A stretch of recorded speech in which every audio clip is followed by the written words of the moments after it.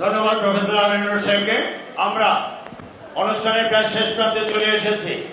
আমরা এই পর্যায়ে বক্তব্য শুনব জিয়া পরিষদের কেন্দ্রীয় ভাইস চেয়ারম্যান, বাংলাদেশ মেডিকেল হাসপাতালের প্রো ভাইস চ্যান্সেলর জনাব মুজিবুর রহমান হাওলাদার। জনাব মুজিবুর রহমান হাওলাদার।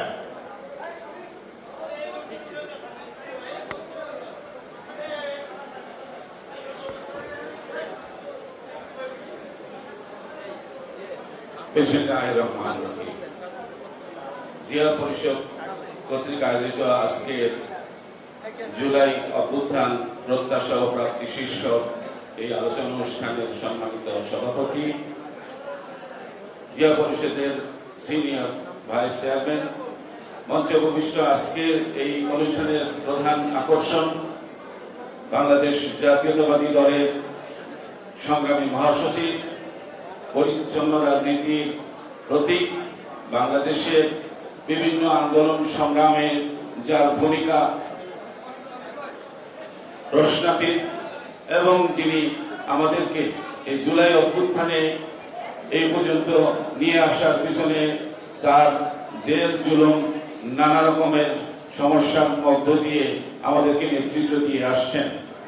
আজকের এই অনুষ্ঠানের শুরুতে আমি বলতে চাই, জুলাইয়ের যে চেতনা, আমি সকলকে আমি রক্তমাখা এই চেতনার রক্তিম শুভেচ্ছা জানিয়ে আমি একটি কথা বলতে চাই। তা হলো, আমাদের প্রত্যাশা কি ছিল? দীর্ঘ এই ফ্যাসিস্টের যে জুলুম নির্যাতন গুম খুন এর ফলে বিএনপিকে, বাংলাদেশ জাতীয়তাবাদী দলকে নিশ্চিহ্ন করার চেষ্টা করেছিল, ভাঙতে চেষ্টা করেছিল, ডিভিশন করার চেষ্টা করেছিল। কোন চেষ্টা বাদ ছিল না, কিন্তু সেটি পারে নাই। বর্তমানে আমি যে প্রেক্ষাপট দেখছি, এ ধরনের যে যারা ষড়যন্ত্রের বিষ বাষ্প বপন করেছেন, তাদের বিষ বৃক্ষ আজকে উৎপাদন করা সম্ভব হয়নি। তাহলে প্রত্যাশা এবং প্রাপ্তির দিক থেকে আমাদের অনেক কিছু এখনো অতৃপ্ত রয়েছে। আমরা আশা করব ভবিষ্যতে বাংলাদেশে একটি গণতান্ত্রিক রাষ্ট্র ব্যবস্থা, সুষ্ঠু নির্বাচনের মাধ্যমে, গণতান্ত্রিক রাষ্ট্র ব্যবস্থার মাধ্যমে আমাদের বাংলাদেশের জাতীয়তাবাদী দল এই ক্ষমতায় প্রত্যাশিত হবে। শহীদ প্রেসিডেন্ট জিয়াউর রহমানের যে স্বপ্নের বাংলাদেশ, তার যে প্রত্যাশিত স্বচ্ছতা, সততা এবং দেশপ্রেমের যে নিষ্ঠা আমাদের মধ্যে তিনি রেখে গেছেন, তার প্রত্যাশায় বাংলাদেশ তৈরি হবে। বাংলাদেশ জাতীয়তাবাদী দল নেতৃত্বের মাধ্যমে একটি গ্রহণযোগ্য নির্বাচনের মাধ্যমে ক্ষমতায় অধিষ্ঠিত হবে। আমি সকলের এই প্রত্যাশা এবং প্রাপ্তির মধ্যে যারা বিভেদ সৃষ্টি করতে চান, তাদের উদ্দেশ্যে বলতে চাই, সবাইকে ঐক্যবদ্ধভাবে আমাদেরকে এগিয়ে যেতে হবে। জিয়া পরিষদের পক্ষ থেকে যে ধরনের প্রত্যাশা জাতির জন্য প্রয়োজন, দীর্ঘ দুঃসময়ে আমরা সংগ্রামে এবং কোনো কিছুতে পিছপা হয়নি, ভবিষ্যতেও আমরা পিছপা হব না, এই প্রত্যাশা রেখে আজকের এই অনুষ্ঠানের সফলতা কামনা করে আপনাদের সকলের সুস্বাস্থ্য এবং ভবিষ্যতে একটি সুন্দর এবং যে বৈষম্যহীন রাষ্ট্র প্রতিষ্ঠার যে স্বপ্ন আমাদের মধ্যে যারা জুলাই শহীদ হয়েছেন, এখনো হসপিটালে যারা চিকিৎসার অভাবে যারা কাতরাচ্ছেন, তাদের প্রতি কৃতজ্ঞতা জানিয়ে আপনাদের সকলের সুস্বাস্থ্য মঙ্গল কামনা করে শেষ করছি। বাংলাদেশ জিন্দাবাদ, বাংলাদেশ জাতীয়তাবাদী দল জিন্দাবাদ, জিয়া পরিষদ জিন্দাবাদ। সকলকে ধন্যবাদ। ধন্যবাদ। প্রধান অতিথির অনুমতি ক্রমে আমরা এই পর্যায়ে বক্তব্য নিয়ে আসছেন আজকের অনুষ্ঠানের সভাপতি, জিয়া পরিষদের কেন্দ্রীয় ভাইস চেয়ারম্যান, বীর মুক্তিযোদ্ধা professor doctor Mohammad Shafiqul Islam. Professor doctor Mohammad Shafiqul Islam.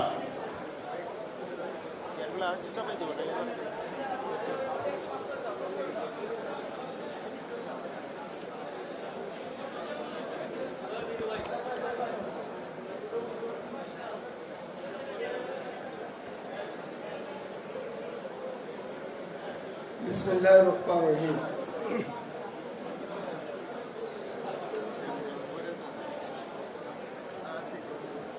Fascist হাসিনার পতন এবং শ্বশুরবাড়ি পলায়নের বর্ষপূর্তি উপলক্ষে আজকে জুলাই বিপ্লবের প্রাপ্তি এবং প্রত্যাশা নিয়ে জিয়া পরিষদ কর্তৃক আয়োজিত আজকের এই অনুষ্ঠানের প্রধান অতিথি জাতীয়তাবাদীর মুক্ত প্রতীক মির্জা ফখরুল ইসলাম আলমগীর,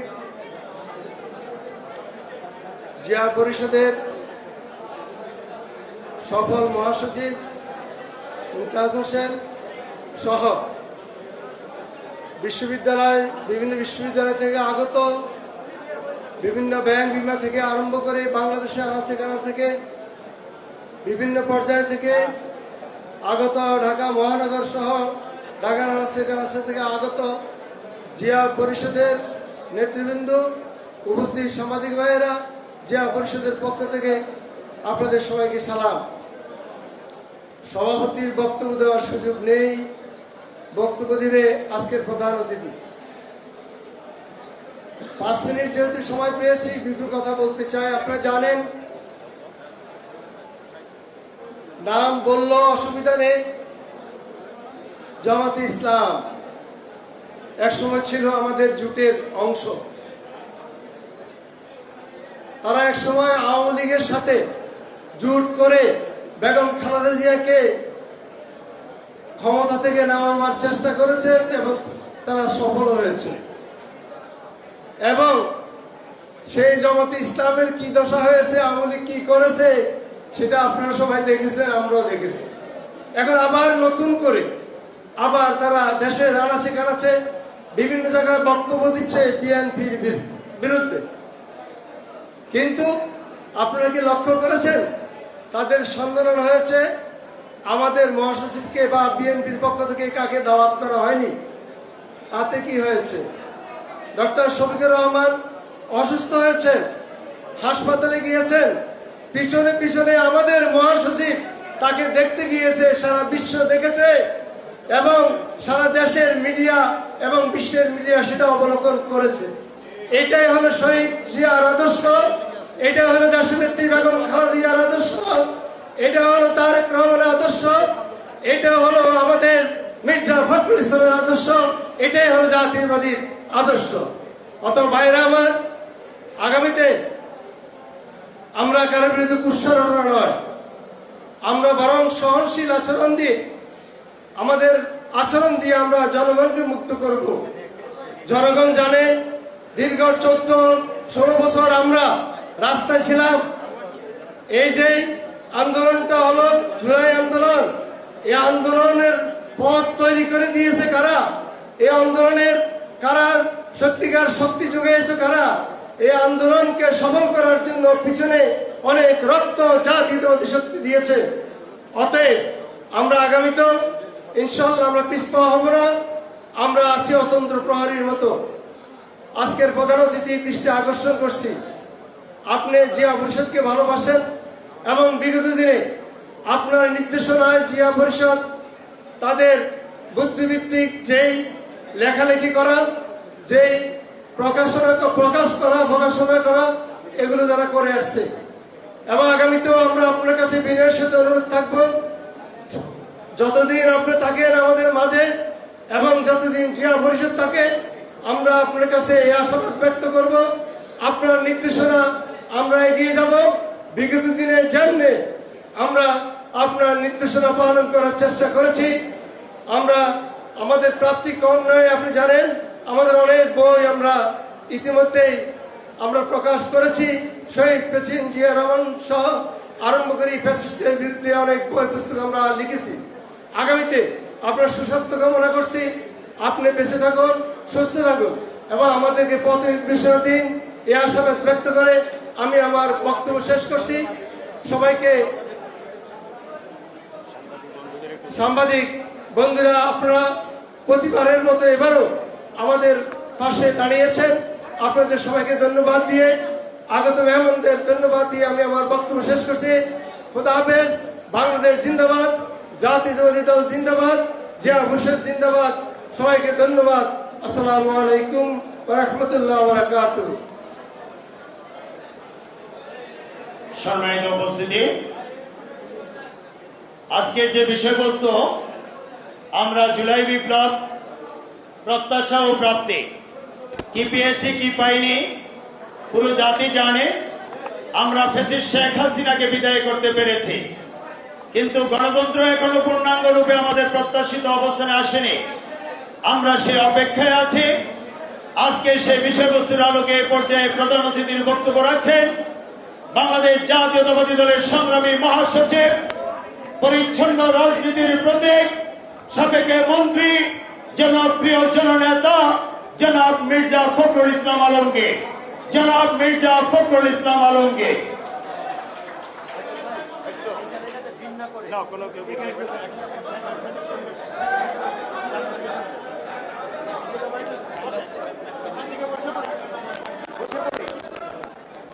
বিসমিল্লাহিররহমানিররহিম। জিয়া পরিষদ আয়োজিত আজকের এই আলোচনা সভার সম্মানিত সভাপতি, জিয়া পরিষদের সংগ্রামী মহাসচিব এবং কর্মকর্তাবৃন্দ, উপস্থিত সুধীবৃন্দ, আমি বক্তব্য শুরুতেই অত্যন্ত ভারাক্রান্ত হৃদয়ে স্মরণ করছি আমাদের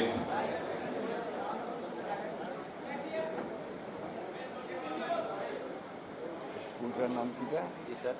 মাইলস্টোন স্কুলে বিমান দুর্ঘটনায় আমাদের যে শিশুরা প্রাণ হারিয়েছে তাদের প্রতি শ্রদ্ধা নিবেদন করছি।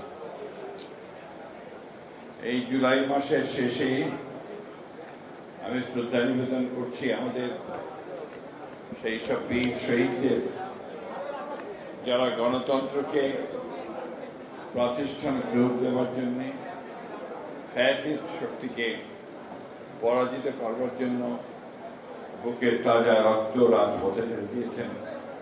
তাদের প্রতি গভীর শ্রদ্ধা নিবেদন করছি। শ্রদ্ধা নিবেদন করছি এই দেশের গণতান্ত্রিক আন্দোলনের জন্য যিনি আজীবন সংগ্রাম করেছেন, এখনো অসুস্থ অবস্থায় তিনি চিকিৎসাধীন আছেন, আমাদের দলের চেয়ারপারসন, গণতন্ত্রের আপসীন নেত্রী দেশনেত্রী বেগম খালেদা জিয়া। একই সঙ্গে শ্রদ্ধা জানাচ্ছি এই দেশের অসংখ্য গণতান্ত্রিক আমি দেশপ্রেমিক মানুষ, যারা বিগত সরকারের অর্থাৎ ফ্যাসিস্ট সরকারের অত্যাচারে নির্যাতিত প্রাণ হারিয়েছেন। আমি আল্লাহর কাছে দোয়া চাইছি অত্যন্ত আন্তরিকতার সঙ্গে, যে আমাদের জিয়া পরিষদের যিনি প্রধান ডক্টর অধ্যাপক কুদ্দুস, বীর মুক্তিযোদ্ধা, দীর্ঘকাল অসুস্থ হয়ে প্রায় 9 মাস অসুস্থ হয়ে হাসপাতালে আছেন, তার আরোগ্যের জন্য আল্লাহ তাআলার কাছে দোয়া চাইছি। আপনারা এখানে যারা উপস্থিত আছেন তারা সবাই সমাজের অত্যন্ত বিশিষ্ট ব্যক্তি। কেউ শিক্ষক আছেন, কেউ অধ্যাপক, কেউ আপনার প্রকৌশলী, কেউ আছেন শিক্ষক, এবং আমি যত জানি ব্যাংকের সবাই আছেন। পেশাজীবীরাই মূলত জিয়া পরিষদে জড়িত আছেন। জিয়া পরিষদ যখন গঠন করা হয় তখন সম্ভবত যারা গঠন করেছিলেন তাদের যে মূল উদ্দেশ্য ছিল যে বাংলাদেশের রাজনৈতিক ইতিহাসে যে অসাধারণ মেধা সম্পন্ন এবং সাহসী সৎ নেতার জন্ম হয়েছিল শহীদ প্রেসিডেন্ট জিয়াউর বীর উত্তম। তার জীবনীকে, তার জীবনকে ভবিষ্যৎ প্রজন্মের কাছে তুলে ধরার জন্য জিয়া পরিষদের আমার মনে হয় প্রতিষ্ঠা করা হয়েছে। আমি বারবার জানাতে জিয়া পরিষদের সঙ্গে যখন কথা বলি এতেই বলার চেষ্টা করি যে আপনাদের কাজ তো রাস্তায় স্লোগান দেওয়া নয়, আপনাদের কাজ জিয়ার বিভিন্ন দিকগুলোকে জনগণের সামনে তুলে ধরা, রিসার্চ করা এবং সেটাকে ভবিষ্যৎ প্রজন্মের সামনে তুলে ধরা।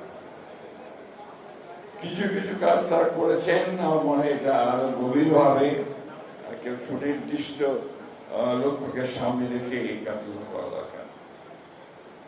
আজকে গোটা জাতি একটা ক্রান্তিকালে পৌঁছেছে। এখন আমরা অপেক্ষা করছি একটা ট্রানজিশন পিরিয়ড, গণতন্ত্রের উত্তরণের একটা পথ খুঁজছি আমরা। কিছুক্ষণ আগেই একটা অনুষ্ঠানে গিয়েছিলাম, আমাদের বাংলাদেশের স্বনামধন্য একজন অর্থনীতিবিদ ডক্টর হোসেন জিল্লুর রহমান, তার একটা বইয়ের মরকুর মোচন। বইয়ের নাম ছিল আপনার শাসন, ক্ষমতা, এই বিষয়গুলোর উপরে বইটি লেখা।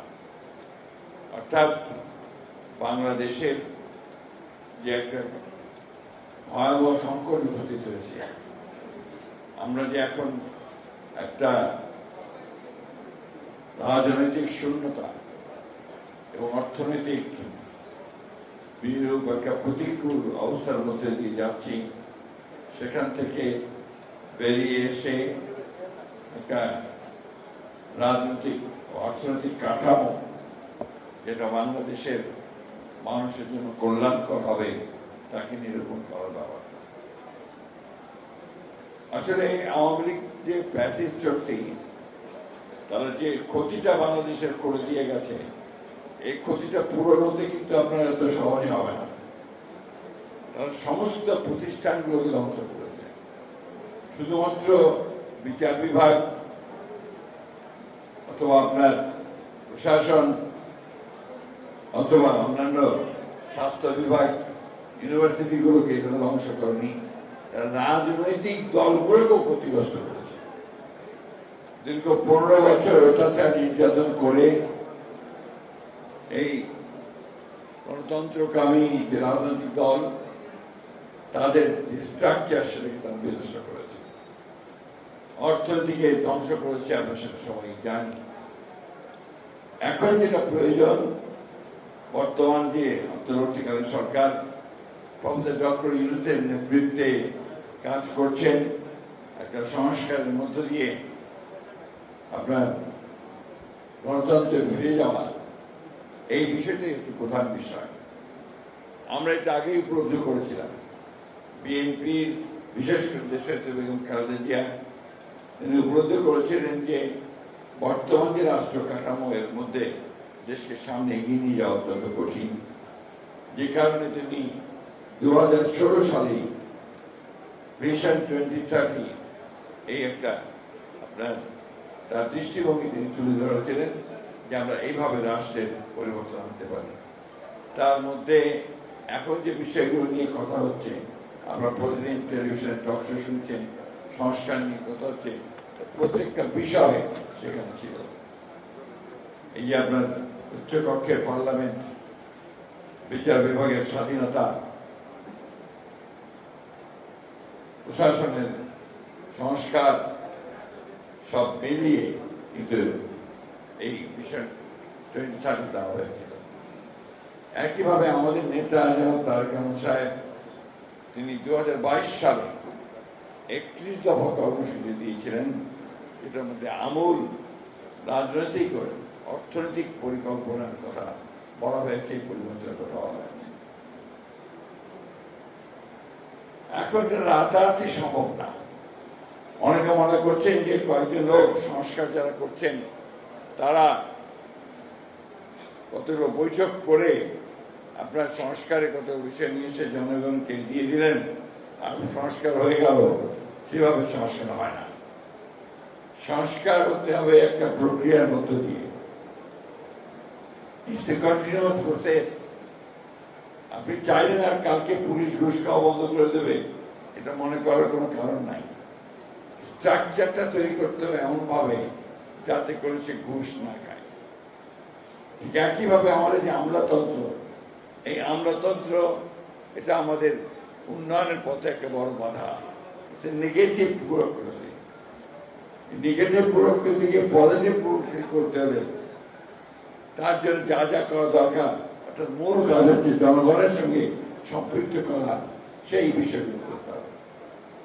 অর্থাৎ রাজনৈতিক দলগুলোর মূল লক্ষ্য হওয়া উচিত জনগণের কাছে চলে যাওয়া, জনগণের কাছ থেকে তাদের কি প্রয়োজন তাদেরকে শিক্ষা গ্রহণ করে সেটাকে নিয়ে এসে আপনার দেশ পরিচালনা করার ব্যবস্থা করা।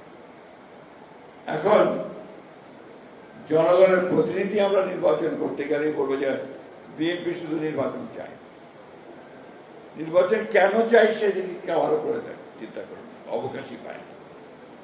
নির্বাচন না হলে আমি প্রতিনিধি নির্বাচন করবো কি করে? আর প্রতিনিধি নির্বাচন না হলে সে পার্লামেন্টে যাবে কি করে? আর পার্লামেন্টে না গেলে জনগণের শাসনটা প্রতিষ্ঠিত হবে কোত্থেকে? কয়েকজন ব্যক্তিকে দেশ বিদেশ থেকে ভাড়া করে নিয়ে এসে কি দেশ চালানো যায়? যায় না। এই যে সহজ সরল কথা, এই সহজ সরল কথাটা আমাদেরকে উপলব্ধি করতে হবে। একটা বাংলাদেশে এখন একটা জগা খিচুড়ি ঘটনা চলছে। কিছু কিছু লোক, কিছু কিছু রাজনৈতিক দল, তারা বিভিন্ন রকম কথা বলতে শুরু করেছে এবং যে বিষয়গুলোর সঙ্গে বাংলাদেশের কোনো সম্পর্ক নেই। যেমন আপনারা দেখুন, খুব জোর করে বলছে, জোর গলায় বলছে যে আপনার প্রপোর্শনাল ইলেকশন, অর্থাৎ আপনার বাংলা কি বলে, প্রপোর্শনাল ইলেকশন, আনুপাতিক হারে যে আপনার পিয়ার পদ্ধতি নির্বাচন। আমাদের সাধারণ মানুষ তো বোঝেই না যা আনুপাতিক হারের নির্বাচনটা কি। তারা জানে যে একজন ক্যান্ডিডেট দেবে পার্টি, সেই ক্যান্ডিডেটের যে মার্কাই হোক, ধানের শীষ অথবা আপনার দাঁড়িপাল্লা অথবা আপনার কুড়া পাতা যাই হোক, সেখানে গিয়ে সে ভোটের দিন ভোট দেবে, ভোট দিয়ে সে নির্বাচন করবে, তাই না? এখন এনারা বলতে শুরু করছে না, আনুপাতিক হবে। আনুপাতিকটা কি জিনিস সাধারণ মানুষকে জিজ্ঞেস করেন, তারা বলতে পারবেন না। আমরা যারা রাজনীতি করি কিছুটা বোঝার চেষ্টা করি, তাতে করে ভোট হবে, জনগণ ভোট দেবে, যে দলটি সবচেয়ে বেশি ভোট পাবে তারা তাদের নমিনেশন দেবে পার্লামেন্টে যাওয়ার জন্য। এতে করে আমাদের দেশের সাধারণ মানুষ যারা তাদের এলাকাতে একজন নেতা চায়, প্রতিনিধি চায়, তার কাজগুলো করার জন্য সে একজন নেতৃত্ব খোঁজে, সেটা কোনো মতেই সম্ভব হয় না। আমরা এই কারণেই বলেছি যে লোয়ার যে আপনার পার্লামেন্ট, অর্থাৎ নিম্ন কক্ষের যে পার্লামেন্ট, সেই পার্লামেন্টে আমরা এই আনুপাতিক হারে নির্বাচন কথা আমরা চিন্তা করি না। বন্ধুগণ, আপনারা জিয়া পরিষদ করছেন, জিয়া পরিষদ করলে দায়িত্বটা অনেক বেশি এসে দাঁড়ায়। আমি এখানে এসে যেটা দেখলাম, তাতে করে আমার মনে হয়েছে যে আপনার সবার আগে যেটা দরকার সেটা হচ্ছে একটা আপনার ডিসিপ্লিন ঠিক করা, শৃঙ্খলা রক্ষা করা। সবাই দাঁড়িয়ে যাচ্ছি যার যেমন খুশি, এইভাবে তো আপনার একটা সংগঠন চলবে না। সংগঠনকে আমি সেই জন্য অনুরোধ করবো, যারা কর্মকর্তা আছেন নিয়মিত বৈঠক করেন, নিয়মিত বসেন, বিএনপি রাজনীতি আদর্শ সেটাকে তারা সামনে নিয়ে আসেন। এখনকার যে 31 দফা আছে সামনে আনেন, কথা বলেন, কেন গণতন্ত্র দরকার তা মানুষকে বোঝানোর চেষ্টা করেন এবং আপনাদের কাজের মধ্যে দেশটাকে নিয়ে আসেন। জিয়াউর রহমান একজন ক্ষণধর্মা পুরুষ ছিলেন, সবসময় জিয়াউর রহমান পাওয়া যায় না, তাই না? প্রতিদিন কি আর জিয়াউর রহমান জন্মায় না। জিয়াউর রহমান একবারই আসে এবং এসেই সে উনি যে সমস্ত কাজগুলো করে গেছেন, আমাদের সামনে যে দৃষ্টান্ত স্থাপন করেছেন, সেই দৃষ্টান্তগুলোকে সামনে নিয়ে আমাদের এগিয়ে যেতে হবে। সবার আগে যেটা বড় দরকার, সততা, অনেস্টি, সততা ছাড়া বিএনপি কিন্তু আপনার জনগণের কাছে দাঁড়াতে পারবে না। আজকাল পত্রিকা খুলে যেখানে দেখবেন বিভিন্ন রকম খবর আসে, এই খবরগুলো বিএনপির সঙ্গে যায় না, এই খবরগুলো জিয়া রহমানের সঙ্গে যায় না।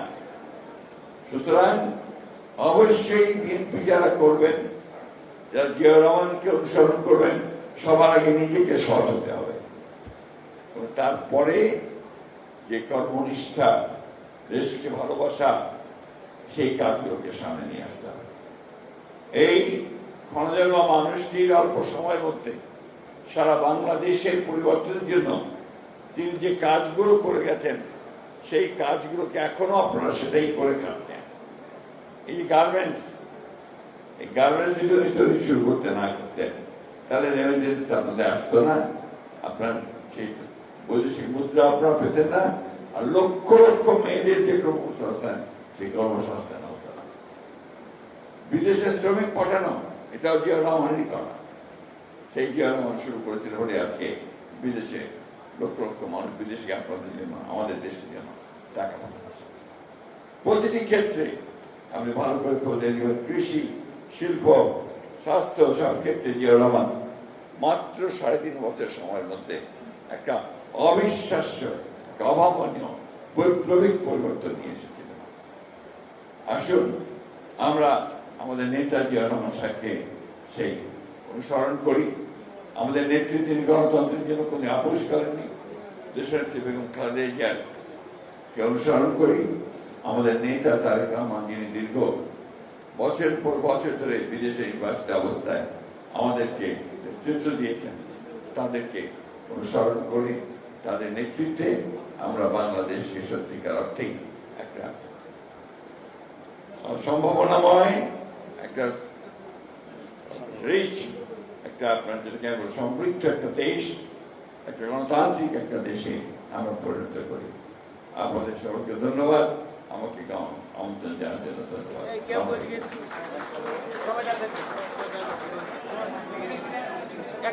সম্মানিত উপস্থিতি, আমরা আজকের অনুষ্ঠানের প্রধান অতিথির মূল্যবান বক্তব্য শুনলাম। সভাপতির অনুমতিক্রমে আজকের অনুষ্ঠানের সমাপ্তি ঘোষণা করছি। আমাদের প্রধান অতিথির সাথে কেউ ভিড় করবেন না, দয়া করে ভিড়